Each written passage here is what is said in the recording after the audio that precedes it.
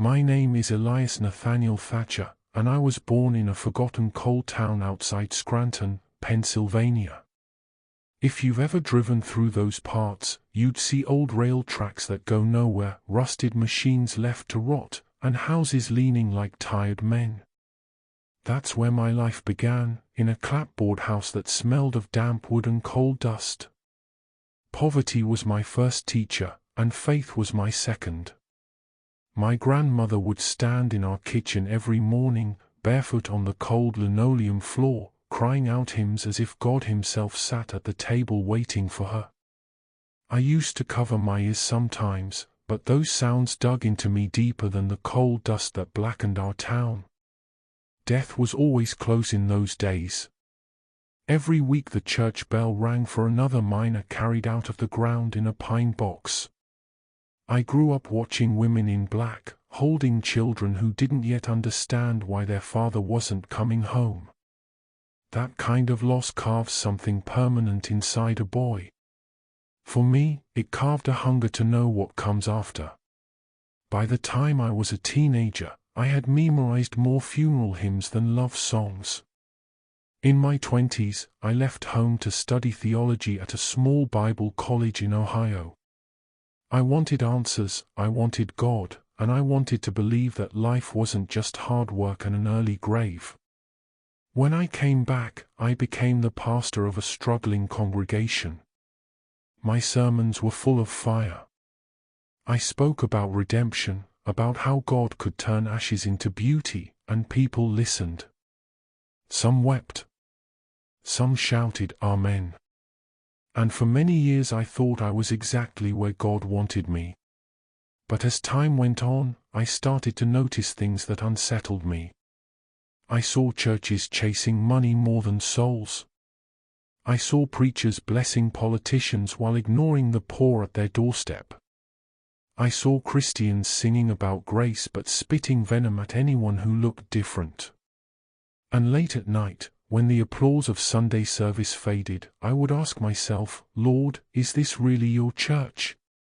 Is this what you wanted your name to stand for? I am telling you this because those questions never left me. They sat like stones in my chest while I kept smiling from the pulpit. Outwardly, I was Reverend Thatcher, respected man of God. Inwardly, I was a man haunted by doubt, a man afraid that he had missed the truth of what Jesus really longed for. Then came April 14, 2021. I was 63 years old. I had no idea that day would break me open and show me the answer I had been too afraid to face. I remember the exact moment my body let go. 1 second I was tumbling down that cliffside, rocks tearing into my arms, my chest, my legs. The next, there was water swallowing me whole. I tried to fight, but the current pulled me deeper into the cavern, smashing me against hidden stones. My lungs burned. I opened my mouth, and icy black water rushed in. That was the end of me. My heart knew it before my mind could. But death was not silence. It was not peace. It was a fall into something far worse. The light disappeared so completely that I forgot what sight was. I was suspended in a thick blackness that felt alive. It wasn't empty, it was heavy, pressing against me, crushing me like invisible chains. My ears filled with a noise I can't fully explain. It was like thousands of people screaming at once, layered with the grinding of metal and the howl of some beast. I knew immediately, I wasn't in a dream. I wasn't hallucinating. I was in a place that had been waiting for me long before I was born. The ground appeared beneath my feet, but it wasn't ground the way we know it. It was shifting ash, glowing red underneath, like embers from an eternal fire. Every step sank, every movement burned. The air smelled like sulfur, blood, and rot. My chest heaved, but there was no air to take in. I realized I was breathing pain itself. Shapes began to emerge from the dark. At first, they were shadows, but then I saw faces, faces twisted in agony, faces I thought I recognized. Some were men from my hometown, men I knew had died in the mines. Others were strangers, women and children, people from different times, different cultures. All of them screamed without pause. Their mouths were wide, but the cries were more than sound, they were anguish seared into the air itself. The strangest part was that I could feel what they felt. Their pain seeped into me. It was like their torment was contagious, crawling into my bones. I wanted to cover my ears, close my eyes, run, but there was no escape. Everywhere I turned, there were bodies writhing, burning without burning, consumed but never consumed. One figure staggered toward me, his eyes hollow, his skin gray like smoke. I realized he had been a pastor too, his clerical collar hung around his neck, charred but still visible. His lips trembled as he whispered, "I preached myself here." Then he was dragged backward by unseen hands into the fire, disappearing as if he had never existed. That sight broke me. I fell to my knees and cried out, "God, where am I? Why am I here?"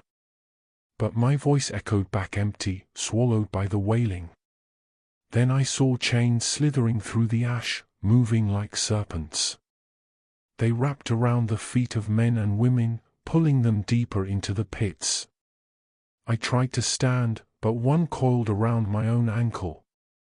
When it tightened, I felt a fire inside my soul, not just on my skin. I screamed, louder than I ever had in my life. It was then I understood, this place wasn't just punishment. It was truth revealed. Everyone here was naked before it, stripped of excuses, stripped of masks. There were no titles, no churches, no reputations, just souls and their choices. I saw greed burning like oil on some. I saw lust eating others alive. I saw bitterness deforming faces into snarls that never relaxed. Every sin became flesh here, and every sin consumed its owner. And in the middle of it all, I felt something darker, something watching, something waiting. My spirit shook with the knowledge that this was not yet the end. Something greater was about to come, and whatever it was, it knew my name. The ground beneath me split open like a wound, and I was dragged forward by those chains that coiled my legs. I clawed at the ash, but the earth itself seemed to conspire against me, pulling me deeper. The screaming around me grew into a single roar, like every soul here cried the same wordless confession, "We are lost." Then I was thrown into a pit where the air was thick with smoke and the heat had no source. Shapes writhed around me, some reaching out, some cursing, some too broken to move. And then I saw them. Men I had once admired. Preachers whose sermons I used to quote. Famous names from pulpits and books, men whose voices had thundered through radio and television. They were here. And they were not preaching, they were gnashing their teeth, clawing at their own faces, screaming for mercy that never came. One of them looked right at me. His eyes glowed with an unnatural light, both hollow and full of torment. He croaked, "Elias, do you see now? We fed ourselves and starved his sheep." His body convulsed, as if invisible hands tore him in pieces, yet he never vanished. He lived his own destruction again and again. I wanted to look away, but I couldn't. The truth was too heavy. My own sermons flashed before me. The times I softened truth to keep tides flowing. The moments I smiled while ignoring my own bitterness. My chest caved under the weight of it. I wanted to confess, but the air burned the words before they left my throat. Then everything stopped. The screaming silenced in an instant. The flames pulled back, like curtains on a stage. And in the silence, a presence descended. It was Jesus. but not the soft-painted Jesus I had grown up with in Sunday school pictures. His face was fire. His eyes were thunderclouds. His robe glowed brighter than lightning, yet streaked with blood. His voice shook the pit. I longed for mercy, but you gave me empty rituals. I longed for love, but you built kingdoms of pride. I longed for compassion, but you devoured the weak. Each word struck like a hammer on stone. His voice carried not just anger, but grief, a grief so deep it pierced me more than the fire had. I trembled because I knew his words weren't for strangers, they were for me, for us, for every Christian who wore his name but hid his heart. Then he raised his hand, and his voice turned like a storm breaking mountains. Cursed are those who call themselves mine but walk in hatred. Cursed are those who trade my name for silver. Cursed are those who feed the wolves while binding the lambs. You have stained my bride with your greed. You have mocked my cross with your hypocrisy. And unless you repent, you will drink this fire forever. The pit shook as if the earth itself bowed to his decree. Shadows collapsed, faceless figures fell into silence, and I felt my own body split open under his gaze. I screamed, "Lord, have mercy on me." In that moment, he turned his eyes directly to me. They were flames, but within the flames I saw tears. He said, softer but sharper than any blade, "Elias, do not think you are different. You preached my name but doubted my love. You spoke of heaven but feared men more than me. This is your mirror. Look, and do not forget." I fell on my face in the ash.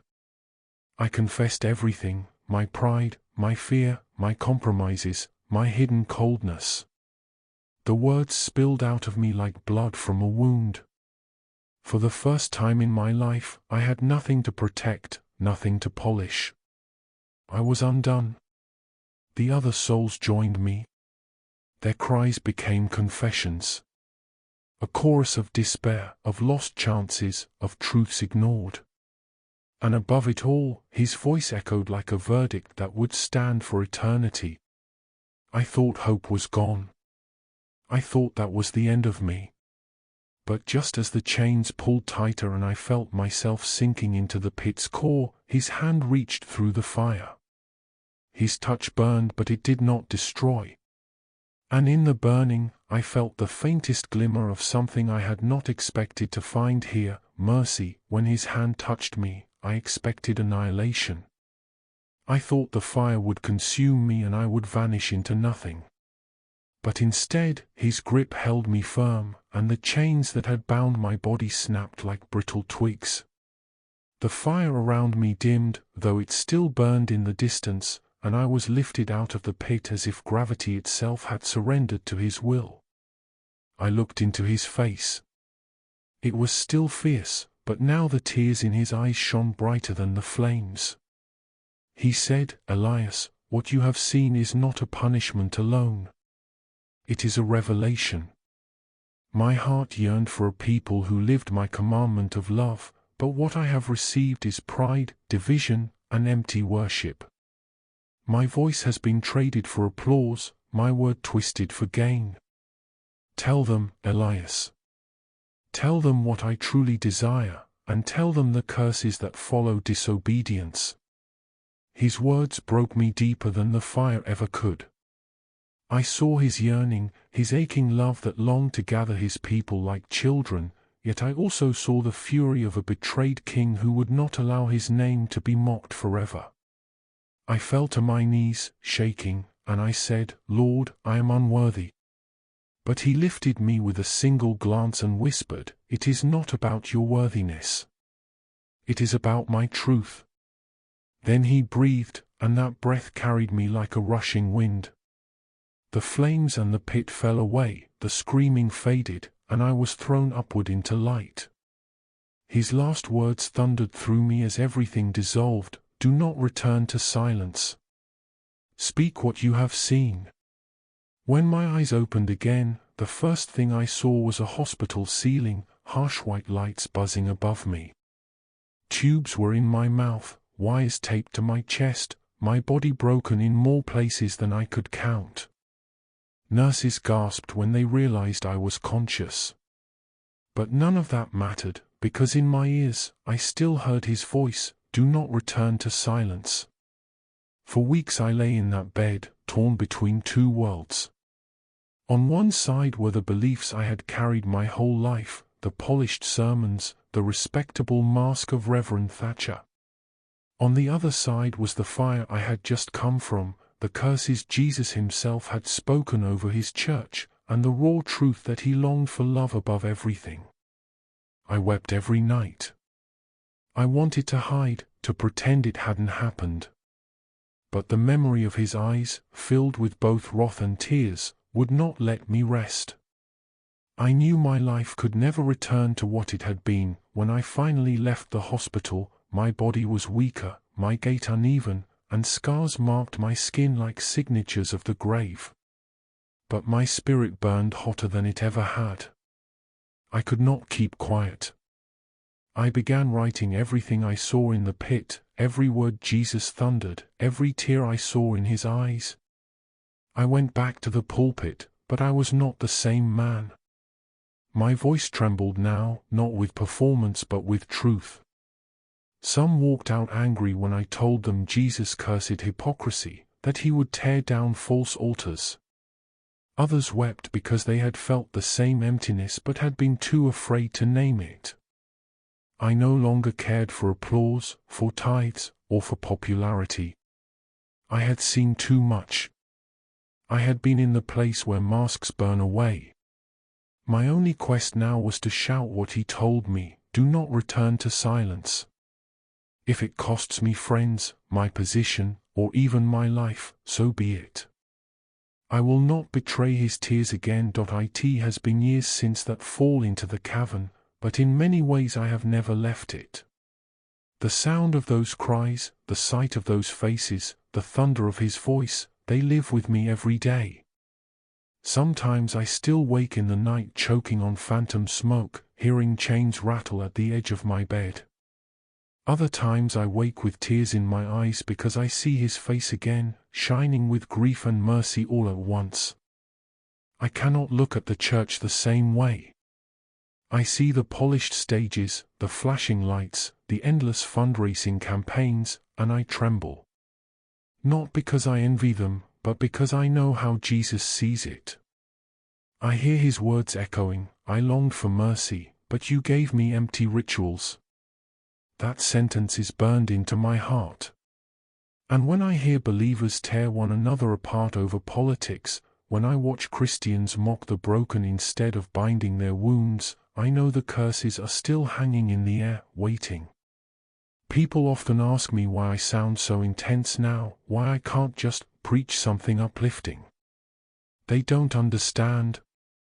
I died. I stood in a place where souls are stripped bare, where titles and reputations mean nothing, where only love, or the lack of it, remains. I saw Jesus with eyes like fire, and I heard him curse the very games we play in his name. I cannot go back to soft words and shallow comforts. And yet, there is hope. Because in the fire, he reached for me. In his anger, I saw his yearning. That is what drives me now, his tears, his desire for a people who love him with all their hearts, who love one another as themselves. So this is my new beginning. I am no longer just Reverend Elias Thatcher from a forgotten coal town. I am a man who fell into the earth and came back with a warning. I will spend the rest of my days speaking it, whether to a crowd of hundreds or a single broken soul. If you hear my words, do not dismiss them as a story or a dream. I am telling you, as one who has stood at the edge of eternity, Jesus is alive, his heart burns with yearning, and his curses are real. Do not wait until chains drag you into the pit to learn that truth. Seek him now, while mercy still weeps. This is my testimony.